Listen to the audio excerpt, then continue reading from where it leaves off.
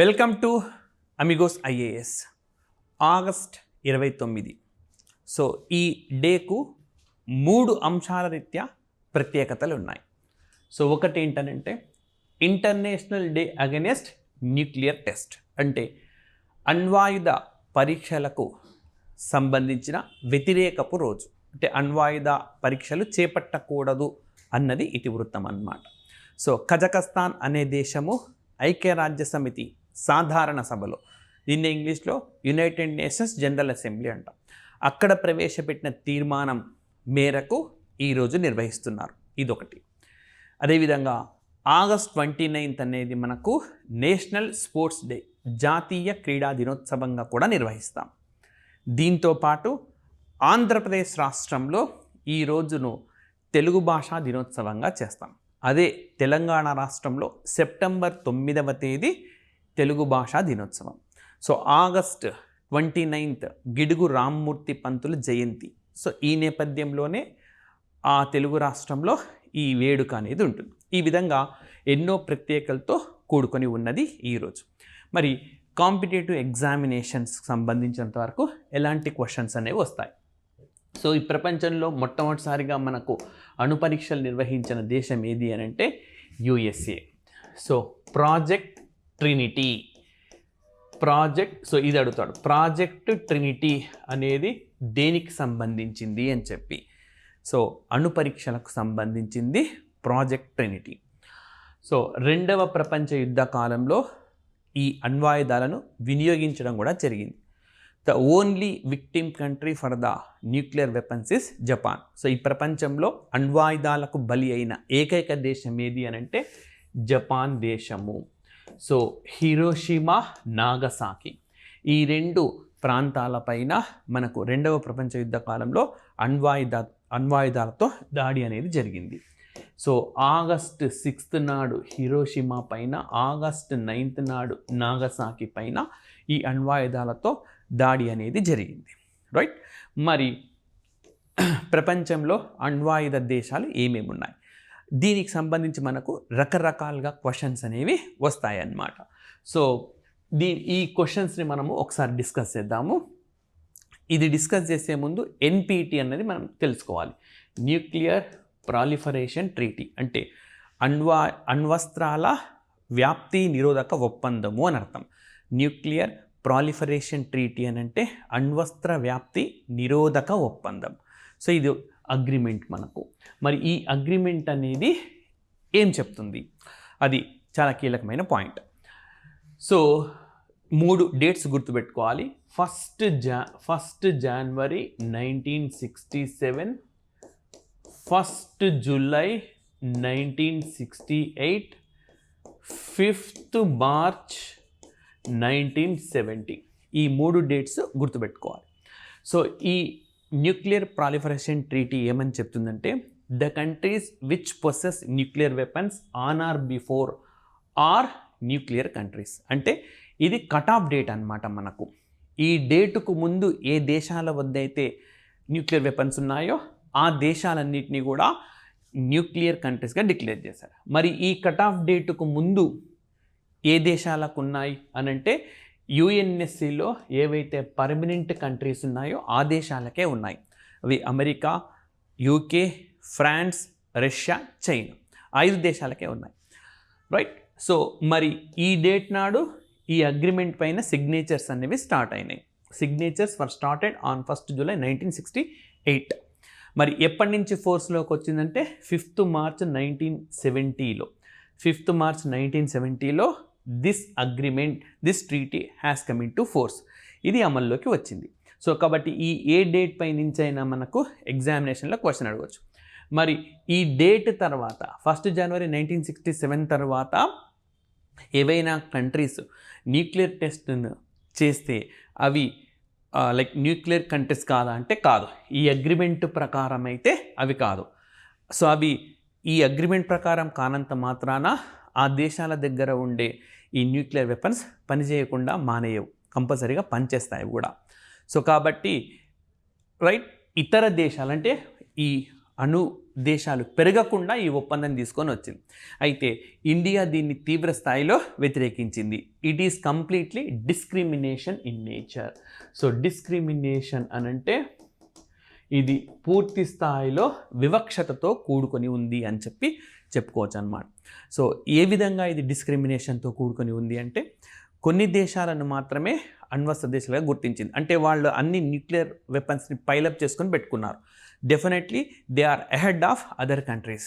మరి ఇతర దేశాలు కూడా తమ సెల్ఫ్ సెక్యూరిటీ కోసం డెవలప్ చేస్తే ఆ దేశాలపైన శాంక్షన్స్ అనేవి విధిస్తున్నారు. ఈవెన్ భారతదేశం కూడా ఇప్పటి వరకు 2 times on 2 occasions nuclear వెపన్స్ని conduct చేసింది. ఒకసారి 1970s ఆ డికేడ్లో, 1990s ఆ డికేడ్లో 2 times ఇండియా కండక్ట్ చేసింది.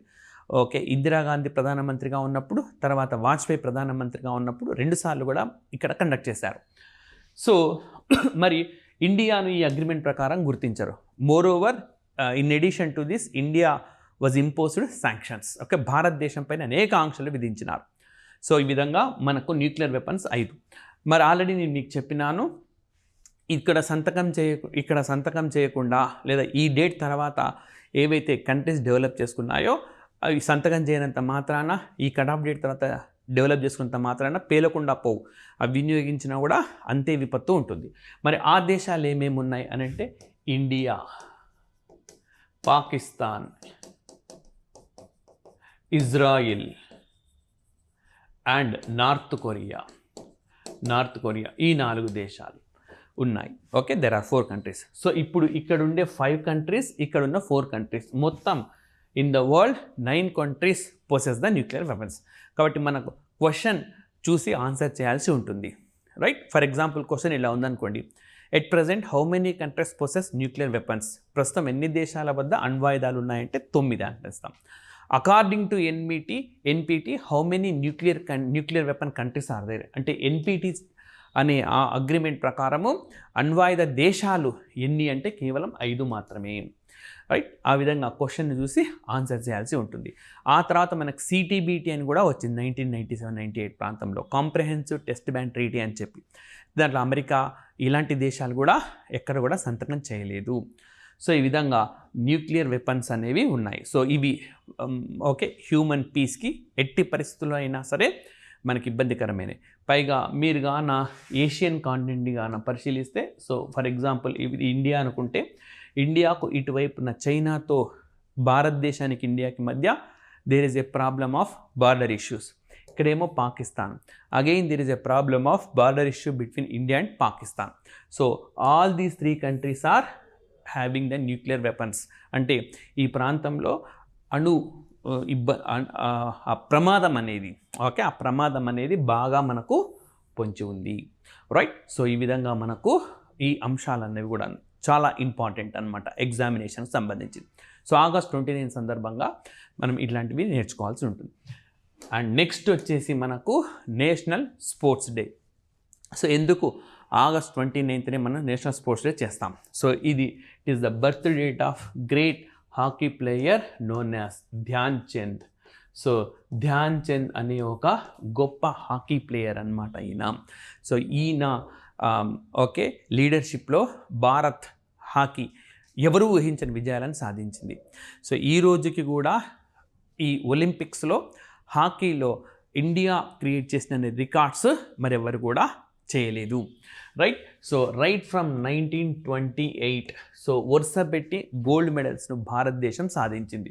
లైక్ ఓకే 1928, 1932, 1936, 44 జరగలేదు. It is because of the world wars.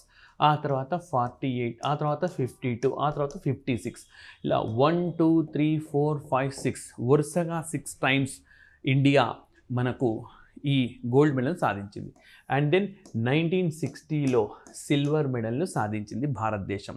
మళ్ళీ రైట్ 64లో అండ్ 1980లో 2 సందర్భాల్లోనూ మళ్ళీ గోల్డ్ మెడల్ సాధించింది. అంటే 1, 2, 3, 4, 5, 6, 7, 8 in total 8 times India gold medal సాధించింది. 1960లో సిల్వర్ మెడల్, రోమ్లో జరిగిన ఒలింపిక్స్, సో ఒక సిల్వర్ మెడల్. అదేవిధంగా 1968, 72 మళ్ళీ 2020, 24 4 times. 8 + 1 9 + 4 13 టైమ్స్, మొత్తం 13 టైమ్స్ ఇండియా హాకీలో మెడల్స్ని సాధించింది. 8 times gold medal, 1 time silver medal, మరొక 4 టైమ్స్ బ్రాంజ్ మెడల్ను సాధించింది. ఇక్కడ జాగ్రత్త చూడండి, 68, 72 back to back bronze medal, 2024 back to back bronze medal. అంటే రైట్, ఇప్పుడు 2024లో ప్యారిస్లో కండక్ట్ చేసిన ఒలింపిక్స్, 2020లో టోక్యోలో కండక్ట్ చేసిన Olympics back to back bronze వచ్చింది. 68, 72లో కూడా బ్రాంజ్ వచ్చింది. ఈ పాయింట్ ఫోకస్ చేసుకొని కూడా మనకు ఎగ్జామినేషన్లో క్వశ్చన్స్ అడిగే అవకాశం ఉంది. రైట్, మరి అప్ టు 1948 వరకు కూడా మన భారతదేశంలో Dhyan Chand, okay, he played very very important role అనమాట. సో 400లకు పైగా గోల్స్ ఆయన మొత్తం throughout his career he made. So because of his excellent services, right, his birth date has been declared as a national sports day. అంతేకాదు, భారతదేశంలో highest sports honour, అత్యున్నత క్రీడా పురస్కారం అంటాం కదా, యాక్చువల్గా అది రాజీవ్ గాంధీ ఖేల్ రత్న అని ఉండింది. But last year the government of India changed its name as a Dhyan Chand okay sports award అని చెప్పి, ఓకే, ధ్యాన్ చంద్ క్రీడా అవార్డుగా మార్చినారు. సో ఈ విధంగా మనకు 29th ఆగస్ట్ అన్నది కూడా వార్తల్లో ఉన్నది. రైట్, సో ఇది ఈ ఆగస్టు 29కు సంబంధించిన ప్రత్యేకత. సో మీరు ఏ కాంపిటేటివ్ ఎగ్జామినేషన్స్ రాసినా ఇలాంటి పాయింట్స్ని ఫోకస్ చేసుకొని క్వశ్చన్స్ అడుగుతూ ఉంటారు కాబట్టి అమిగోస్ ఐఏఎస్ మీకు వీటిని అందించింది. Right, so thank you very much.